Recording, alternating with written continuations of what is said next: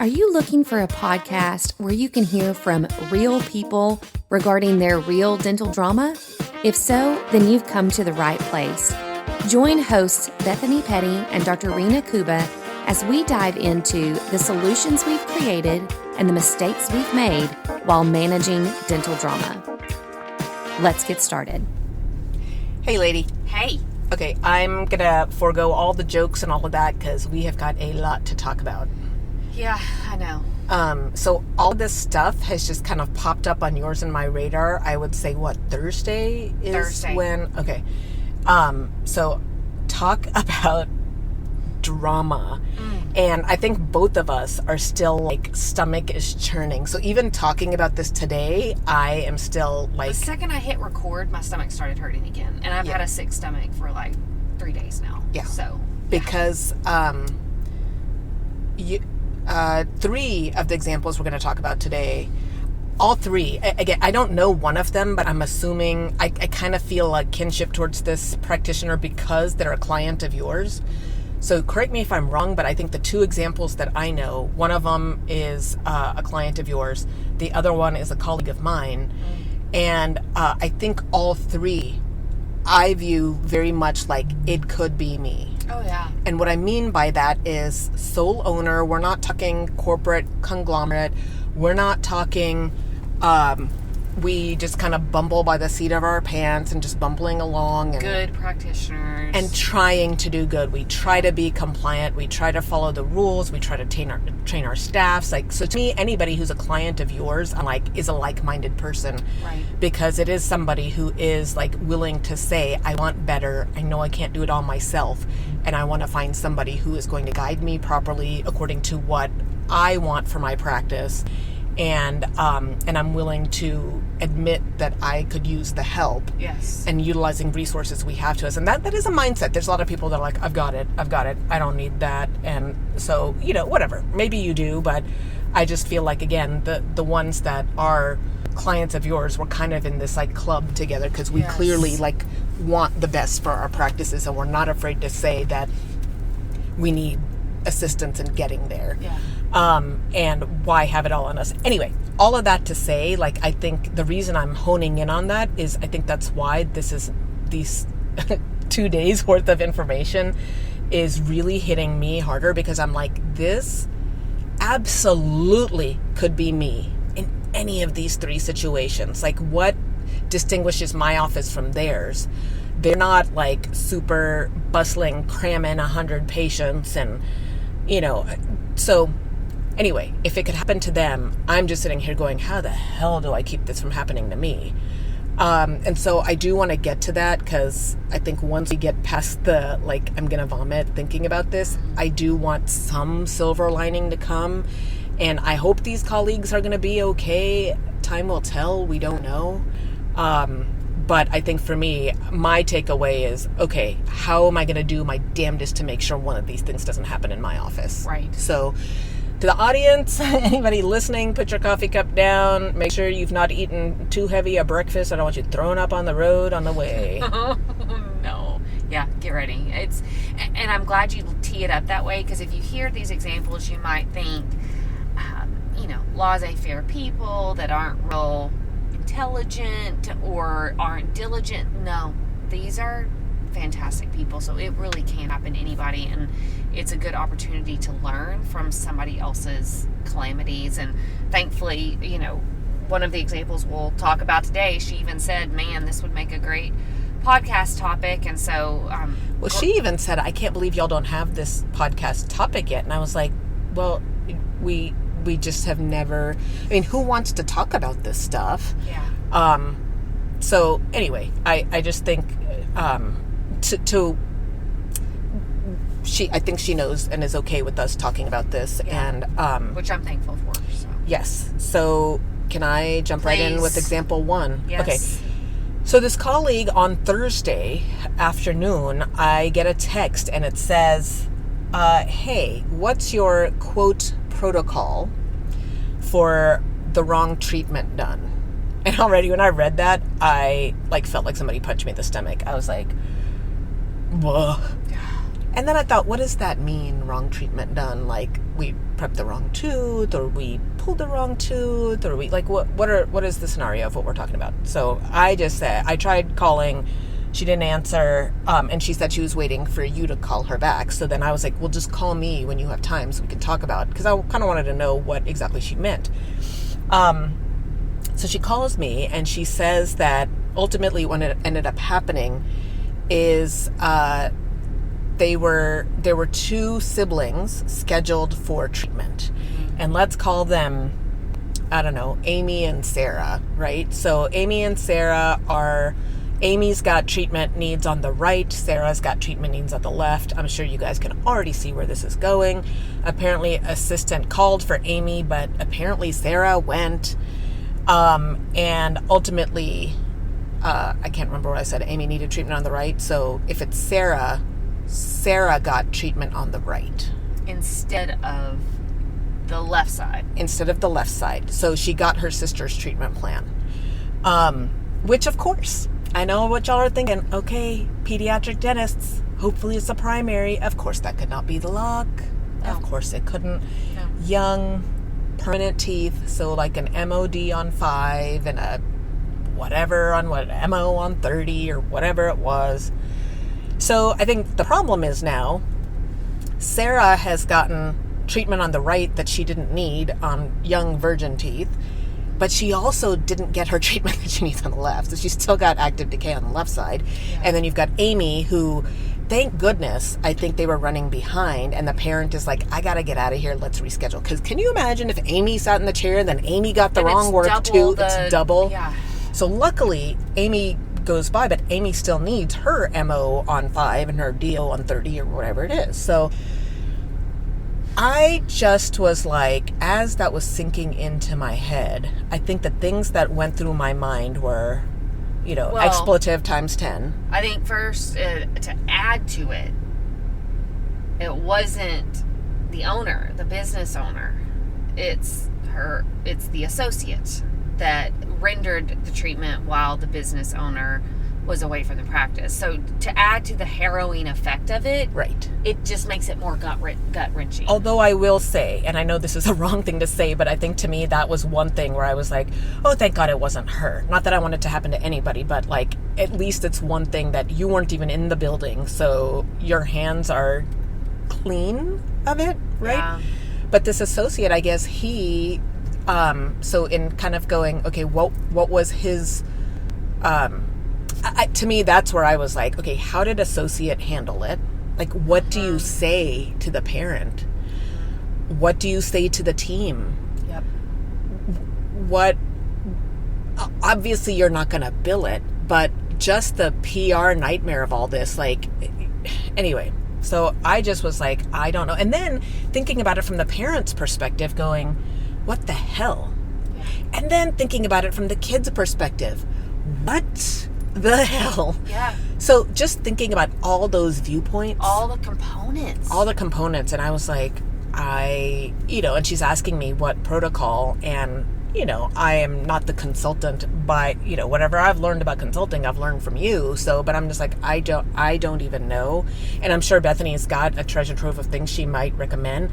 And I said, but Bethany would probably be really good at giving the PR spin on this, which we'll get to later about what you did advise, because I still don't know what you advised.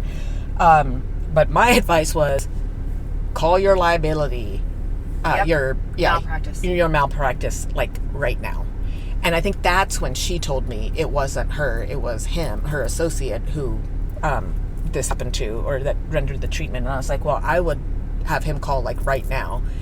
And then my friend said, well, I probably should call too, because I'm probably going to get roped into this. And I said, you're 100% right. You probably are. As the practice owner, that's one of the risks that we have. And it sucks. Yep.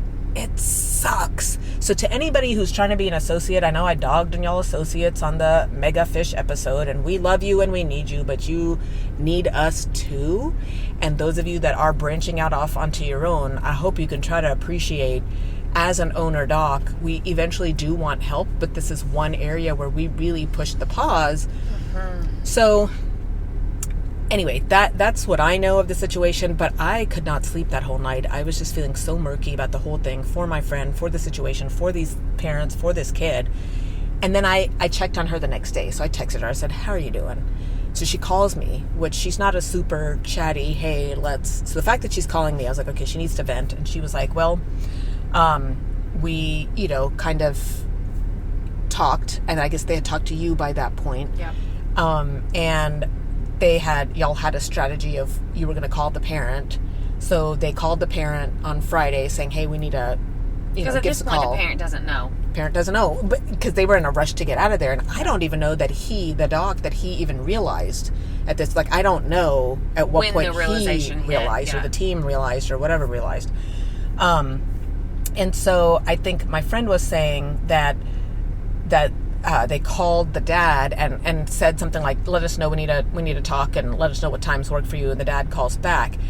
And I was like, no, I need to know more details. Like, stop. Who is we? We call dad. And what is, like, how did y'all? And she was like, well, the doctor, let's call him Dr. Z, Dr. X, Dr. Y, whatever, right? Dr. X called and said, hi, Mr. Smith.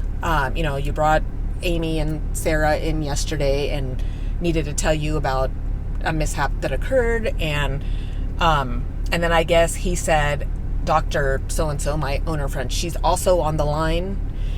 So again, I want to talk to you about that later, because I think a lot of the themes of all three situations that we're going to talk about here, you've got kind of, I know it's not one size fits all, but it's going to be hopefully in the same vein of advice that you're giving. But, this happened and we're so sorry and whatever. And I guess they got lucky that Mr. Smith was like, oh, okay. And then was like, okay, so what does that mean for the future? Like, what does that... And then they kind of went into like, oh, the fillings should last a while with good home care, and blah, blah, blah, whatever they said. And my friend said, she's like, I think it went as well as it could because the dad started saying, oh, yes, we had to rush out of there because of something. He had an appointment somewhere and he was chatting about that appointment. Yeah. And so he didn't seem to be fixated or dramatic or hyper about the situation. And my friend was like, the fact that he was willing to talk about something else and have a conversation, we took as a good sign. And he also went ahead and scheduled Sarah to do her left side and when Amy's coming back for her right side. So this seemed to put my friend at good ease. I will tell you, I was not at good ease at all. And I know, friend, I know you're listening to this at some point. And I still was like, oh God, like that does nothing for me. Like, I'm glad he didn't scream at you in that moment.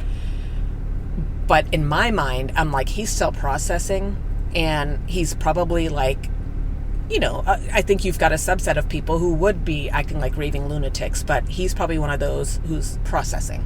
Yeah. So he's babbling about whatever's comfortable to him because he can't process what he's just heard. Yeah. And I was like to friend, I was like, dude, like, mom may call, like, we just have to see what happens. Because she's like, oh yeah, we're lucky that he's going to schedule. And I didn't want to burst her bubble because she's still on vacay. But I'm like, are you insane? He hasn't talked to mom yet. He hasn't talked to his kids yet. Like, yeah. Just because he's scheduled in the moment, he's just trying to get off the phone and process. Yeah. We are not safe. And maybe, she's a very practical person, but she's practical. She's probably going, okay, let's just see what happens. And she's very good at that. Yeah. Yep. Me, I'm like reeling, going into mode of like, what the F is doing? All that could still happen. Yes, all that could still happen, and what are we doing about it, and blah, blah, blah. So anyway, hats off to her for having such a cool head, but she's known for having a cool head. Anyway, so for me, I guess I think about all of those things. Then I asked her, so I kept my mouth shut. I didn't rain on her parade in that regard, but then she was starting to tell me about how he has been an associate in her practice for 4 years, 5 years, 3 years, something like that. He's not new to the practice. And he's a good provider. Like, she would not have had him if he was not a good provider. But I think what really bothered me hearing about this, and again, I'll be the first to say I'm hearing it like a game of operator, but I guess he when he joined her practice, he had been in another practice, and when he joined her practice, he was always talking bad about the previous practice.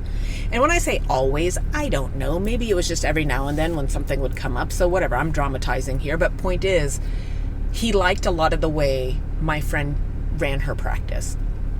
But I guess after this incident, he apparently reamed out the assistant, which I don't think he's in the wrong necessarily for doing that. I don't know. You're going to give us your advice on that. But basically what I think I don't like about it was almost like it is your fault and my hands are okay. And maybe this is his way of coping. Like maybe he hasn't processed yet. But I still find that extremely annoying, disappointing, wrong, because at the end of the day, the buck does stop with you. And I feel you. I don't know if Dr. Z listens to this podcast or not, but I feel you, because I too would be like, how the hell did this happen? Like, you can't I pay you assistants good freaking money. That is your whole job, is to get the patient back. But where does my life, like at the end, and I don't know, man. I don't know. I could see how it could happen in a good practice and to me, but at the end of the day, it's still me who's responsible. I'm the one who picked up the drill and drilled on that tooth. Yep. So I guess he was trying to say to my friend, like, oh yeah, the systems, we need the system's bad here and whatnot, and like, we should have a timeout and whatever. And my thought was, I was like, I hope you shut Dr. Z down, and well, why can't you do a timeout? Who's stopping you, bud? There's nobody stopping. There's nobody stopping you. So you can have protocols from here. That's why I've been kind of Texas a couple of years back, they had their sedation rehaul and they're doing inspections. And I'm like, I do not agree with this, because those of us that follow the rules will continue to follow the rules, and the others that don't want to, I'm pretty sure, even in Texas, to get your level 2 permit, I guarantee I would pay good money to put a bet down. I guarantee a lot of these people that get their level 2 permits, that you have to have, if you didn't go through a residency and you have to submit 10 cases, I guarantee they all share the same 10 cases. I would not be at all surprised if at least half those practitioners that have a level 2 license haven't shared cases, changed names, changed a couple of things in case. Like, so people who are going to cut corners and do that are going to do that regardless. So to me, my point in saying that though is, if Dr. Z, if you're like, well, we should have a timeout, or we do have a timeout, but we don't do it right. Really? Because you've been in that practice for 5 years. And suddenly the system's not working? So much autonomy in that practice. That's what's great about this owner doc, is that she lets her associate, she lets him run it the way he wants to run it. So well, and so do I, for the most part. Like, so do I. I'm not hounding somebody's treatment plans. I'm not, until I see some funny stuff, then I get in there and I always give the doc the benefit of the doubt. But if it can't be explained properly, and for 5 years this has never happened, so don't go throwing my friend, your owner doc, under the bus. Don't do that. Which again, my owner friend is not super emotional, so I think she kind of let him rattle on and let him get it out of his system. So who's to know what kind of come to Jesus moment he's going to have with himself? Hopefully, yeah. But I guess, like, apparently the assistant even called owner doc and was like, I understand if I need to be fired over this and whatever. So that was another question I had for you. So if we could talk about that in a moment, like, what do you do? The ripple effect. I'm just babbling away here. Sorry, I got to get all this out of my system here. You're getting all the details out though, which is important. Well, so where it's left standing now, owner doc was still on her vacay, trying to enjoy her time at the beach with her kids, which God bless how you did that. I think Dr. Z, God bless whatever you're having to do to get yourself off the edge of the cliff, but hopefully you are landing on your feet going, this was on me, because it was. That's not to say that the team doesn't need a good, swift kick in the pants to go, what are y'all doing? Yep. How is this not going to happen again? I even went that next morning to my team, and I'm usually late to huddle. If I make huddle at all, a lot of times, I made sure I was at huddle, and I was like, guys, I hate to rain on our parade. We have a very busy day today, but it does not matter how busy we are. It does not matter that people's kids are out of school, because in Texas, this is a long weekend for most school districts. it doesn't matter. Every kid deserves better, and we need to slow down. Yes. And pay attention. So, I think even just talking about it and going, this could happen to any one of us. What are we doing to help protect and prevent? And yes, this is, I'm sure the assistants in the meeting were going, well, that's the doctor's fault. That's not my fault. And docs in our minds were going, well, that we pay you to, and we've got to decide, like, to me, it's like somewhere in the middle. We're all responsible here. Yes. And we all, now, to me, the one person who wasn't responsible was owner doc. And I was like, I sure hope you don't think this is on you, because you weren't even in the freaking building. Yeah. So, I don't know what to say about all that. Then on the other night, Friday night, I was driving my girls to my mom's. We always spent some time with grandma over the weekend, whatever. And I'm driving, and I just pushed pause on their radio, and I said, "Can I talk to y'all about something? Like something's still weighing heavy on me." And they're like, "Yeah, what's going on?" And they're like, "What did we do?" And I'm like, "No, it wasn't y'all. It's a work thing." And I said, so I kind of summed it up. I said, I've got a colleague who's a friend of mine who they got, and apparently a colleague told me on Friday on our second call together, that these Amy and Sarah are like really close in age. Yeah. And so why Sarah sat down when they called for Amy, I don't know. I don't know. But my girls are very close in age. They're not quite Irish twins, but almost. Yeah. They're about the same size. They both names start with S. They're not common names. Like, so it would be easy for somebody to switch them. Right.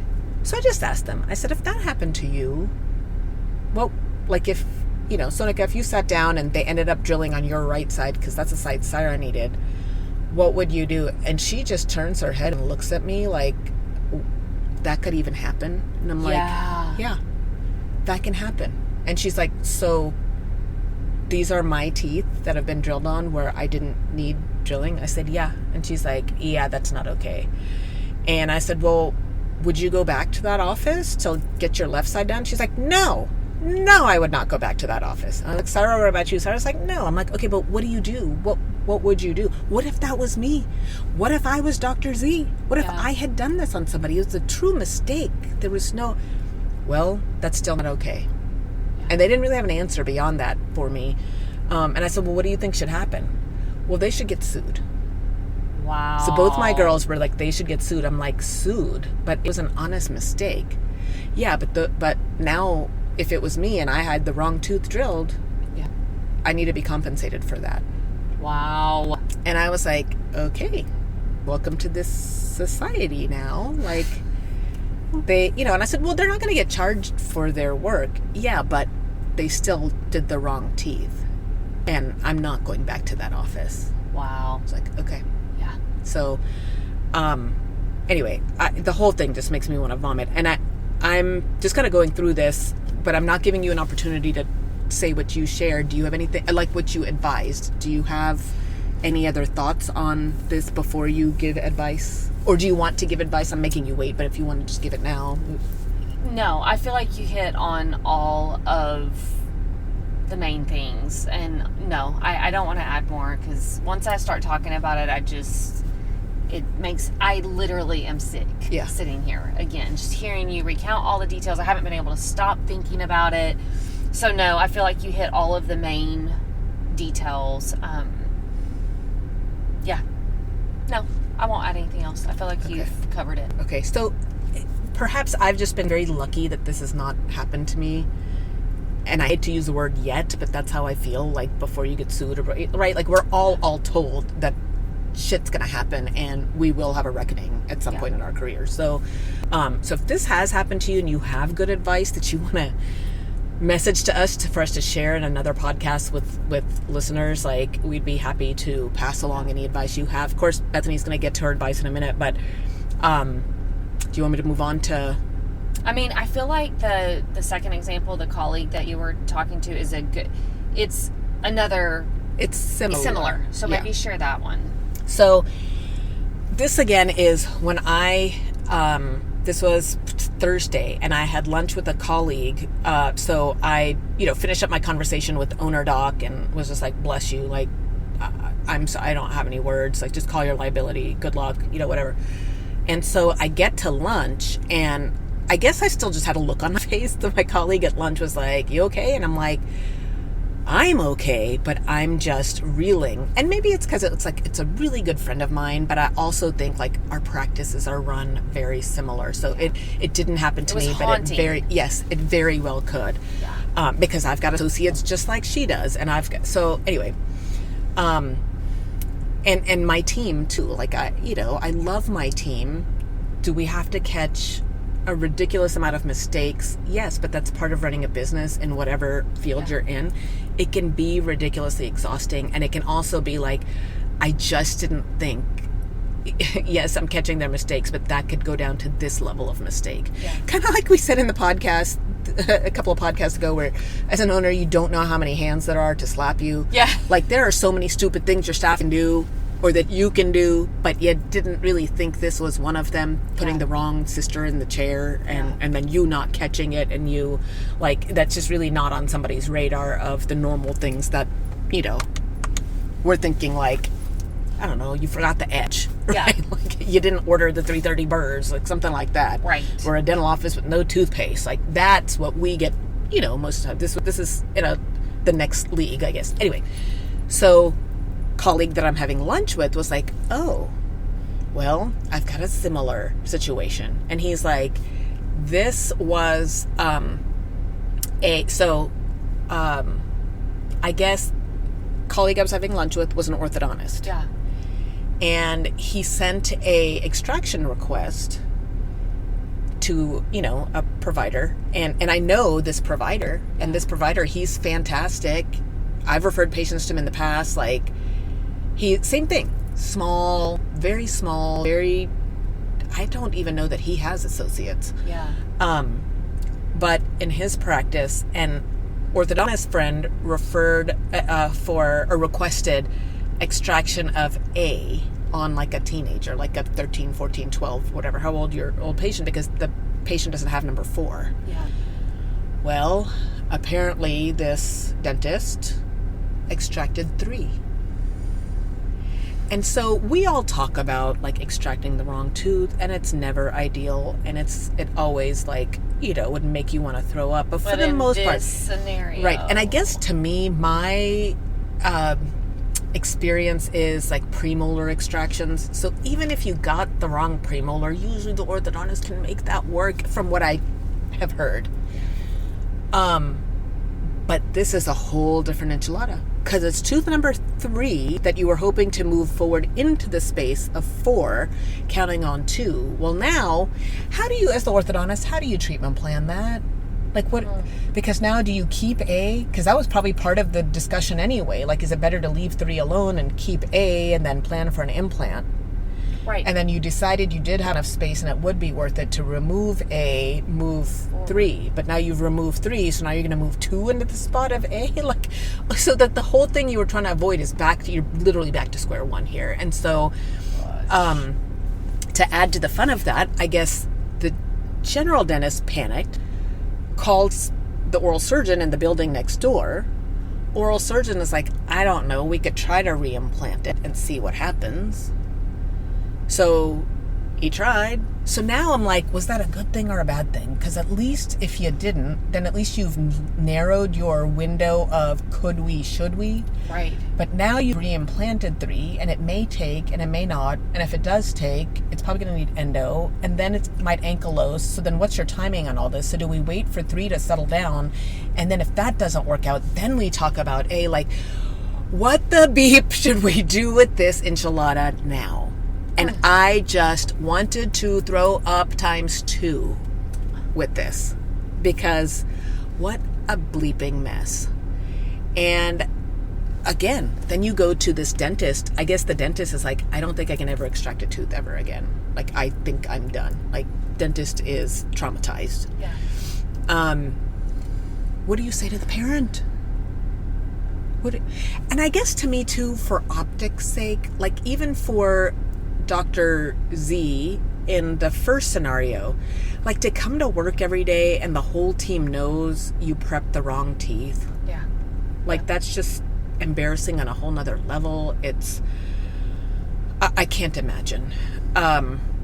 And then front desk and like how we talk about optics and keeping your mouth shut. And then like if a staff member is already like upset at you and you fire somebody, are they going to be the ones to call the state board on you saying, you know, maybe dad didn't, maybe you stayed out of that boat there, but what if it's somebody else that calls on you, or what, like that's where my brain goes. This is an endless snowball. How long are you going to suffer with this decision? So, but even showing up to work going, hey guys, I'm the doctor that I ask you to trust behind me and to do all this, and yep, I'm the one who and so for this other doc now, how is he supposed to be like, hey guys, pulled the wrong tooth, hey orthodontist that you refer me patients and I refer to you, and now orthodontist whole team is going to know that I pulled the wrong tooth, and then mom, like, think of the Google reviews, the lawsuits, the like, I just want to put my head deep in the sand. I'm telling you, if this happens to me, I am like putting up my drill. This is going to be the thing that's going to push me over the edge. I am done. Yeah. And I'm going to go figure out how to grow peppers in my backyard and sell them at the farmer's market. Like, I'm done. Like, this is too rich for me. Because my brain runs down this path.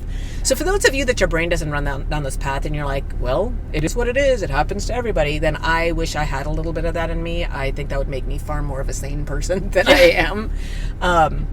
Save me a lot in therapy. But I think that's where I would turn to you and go, okay, how am I showing up the next day? What conversation am I having with the staff? What conversation am I having with the orthodontist? Because I'm already dealing with the parent and the, you know, whatever dynamic they have. Maybe mom's cool with it, but maybe dad's not. Maybe there's a stepdad in the picture and he's like, let's sue. Well, dad wants to sue too. Like, it could go any which way. Yeah. So I guess that is, to me, going, where does this stinky onion stop blooming? Like, what do we do here? And then I guess orthodontist said that the kid even was like traumatized. Like, then I think about it from the kid's standpoint. And my girls too, like if this happened to one of them, they're old enough, 12, 13. Yes. Are these kids going to be the ones to be like, every time they go to a doctor, every time they go to a dentist, every time they go to the chiropractor, whoever, has this lost trust for the entire medical field and I am to blame for this? Right. This happened on my watch. And again, there are a lot of people who are not going to think twice about that. Y'all's personalities don't dwell on that. So again, I hope that's you. For those of you that are like me, Bethany, what do we do? Because I think my colleague in situation one is more like not as emotional. And she would be like, look, it's unfortunate. I feel bad for those girls and their experience. There's nothing I can do about it. I will hope that they are okay and that, you know, it's teeth and hopefully it's okay. I don't know. But I lose sleep over stuff like that. Like anyway. Yucky? Terrible. Like terribly yucky. Any commentary on that? I know that one's not your client and you don't. No, to me, that one, because you shared that example with me before we met today, and both are terrible. But even in that, I was like, oh my gosh, that's even worse because it's such a permanent, long-term decision, not just impacting the orthodontic care, but then also it's like, even if they reimplanted 3 and got it to stick, how do you now can't move that tooth? You can't be moving that around. Or can you? Right. I don't know. Right. So I am with you on that I just feel like it's one of those situations that is awful. I mean, terrible in my mind, extra, because it is an endless path of, like, we gotta wait till this kid's now 18, 21. Like, this is going to linger in our memories. Yeah. You know what I mean? Like, same with the fillings on the permanent teeth. But I guess to me, that's why I'm a pediatric dentist. Like, my mistakes aren't that big. Yeah. You know what I mean? Like, that's what I hope for. But to me, this is one that for the rest of, and I don't know how that probably would be, like, could this kid turn around and sue when she's 18? Right. I know. I don't think so if it's been settled, but who knows what the rules and laws are at that time. I know. Those are my thoughts exact. And I'm glad that you point out that it's multi-layered, because we do have multiple things to think about here. What is the liability on the practice owner in the first example? What about the team members? not only the one that got chewed out that didn't realize the wrong patient was in the chair, but also systemically for the whole team. What are we communicating? How are we talking about this? What is our protocol going forward? Well, we had a protocol in place, but that seemed to fail us here. Why?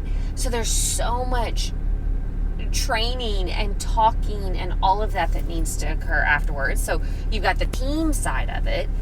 You've got, how in the heck do I deal with this associate? Is he owning it? Is he going to try to blame shift here to save his own hide? I think there's a risk there.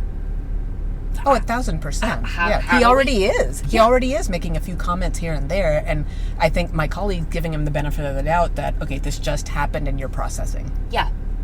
But you worry about that. Of course, you worry about the parent interaction. How do I deal with these parents? What do I say? What do I not say? The example where the wrong tooth is extracted. There's conversations that need to happen with the patient, even though the patient's a minor. There's conversations that need to happen with the parent. There's malpractice conversations that you're having. I mean, this is a mushroom cloud of stuff that you're really having to deal with, and you've got to be diligent in all of those. It's a big deal.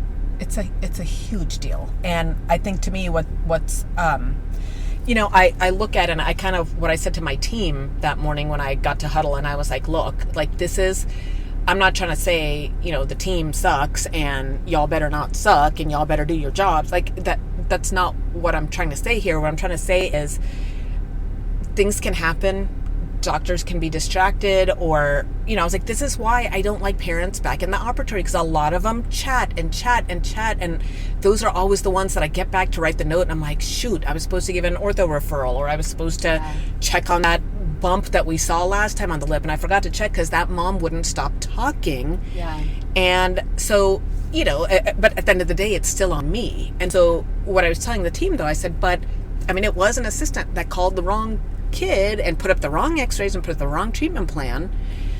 And for the assistant that was sitting with the doc that was meant to extract A and extracted 3, like, were you just like sitting there staring off into space? Right. Like, why were your eyeballs not in that mouth? And I'm on my assistants all the time about that. I'm like, you are sitting there entering notes when you need to be looking at the airway of this kid, and you need to know what I'm doing in the mouth here. Yeah. And I think there's so many assistants that just kind of check out and go on autopilot. Yeah. And I'm like, that is your job, to be my second set of eyes. And y'all all have full authority to stop the doc and say, hey, y'all need to advocate for this patient too. Yeah. The other thing, like you said, where I'm kind of thinking, like, this puts a whole nother onion layer on, does your team like you? Because if your staff doesn't really like you, are they going to advocate for you if a parent comes at you, or if this mom is now talking to her mommy group and you're part of mommy group and they're like, that Dr. Kuba is so terrible. She, on my kid, and now it's this rumor mill. And if like my team member's like, yeah, I know I work there, but yeah, she has been pretty scattered lately. She's just opened another practice, so that's probably why she didn't pay attention. You know what I mean? Yeah. Like, if your team doesn't like you, are they going to advocate for you? And same with this associate. Is this associate not going to throw owner under the bus and be like, it was her staff, her this, her that? Although I don't think he has a leg to stand on because he's been there long enough, and it's not like it's a corporate, you have to do, even for corporate, well, they make me do this. Well, they make us do that. It doesn't stand at the state board.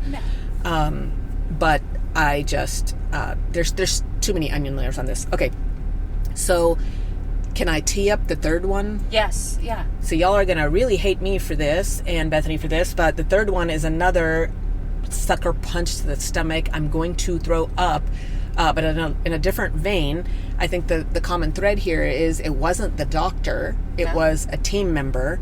However, all of the brunt is coming on that doctor. Yet again, another spot that leaves us practice owners very vulnerable. And I think my resounding theme throughout the history of this podcast has been, we cannot do everything ourselves. Yeah. We can't. And all we can do is train and try and train and try. And at the end of the day, like, stuff like this is going to happen. And again, for those of you that are, have very strong lack of emotional trigger, maybe this isn't going to hit you as much, but at least it's still going to hurt. Maybe not hurt in an emotional sense, but it's going to hurt in the headache that you now have to deal with. And it is making me go, you know what? Again, staff, you want to dictate your hours, you want to dictate your days, you want to dictate your pay, and I this, and I do this, and I do this, and then like something like this happens, and you're like, oh yeah, are you that great? You're that great. You put the wrong kid in the chair, or you did what this staff member did. So in order to protect this practice and just to be annoying, we are going to save this scenario for our subscribers. So it's a bonus episode. So if you want to hear what happened in this practice, and then all of the tips of what do we do with everything you just summed up, with all of these onion layers, what is our advice that we can what would we do if we were in the situation? And I know even my colleague, she had one good thing that she mentioned about malpractice. I'll share that in the bonus episode, but that's going to be all you for how do we handle all of these things, the parent, the team, all of the optics, all of the malpractice, all of that. Stay tuned. Thanks for joining the conversation today. We hope that you are comforted in knowing that you are not alone, but we also hope that you're walking away with some really great tips and tricks to try in your practice. We value your feedback, so please take a few moments to rate and review the podcast. Finally, we want to make sure that we're covering the topics that matter to you. So track us down on Facebook, Instagram, and Twitter, and let us know what topics you want us to cover. As always, please know that we are rooting for you today as you manage your dental drama.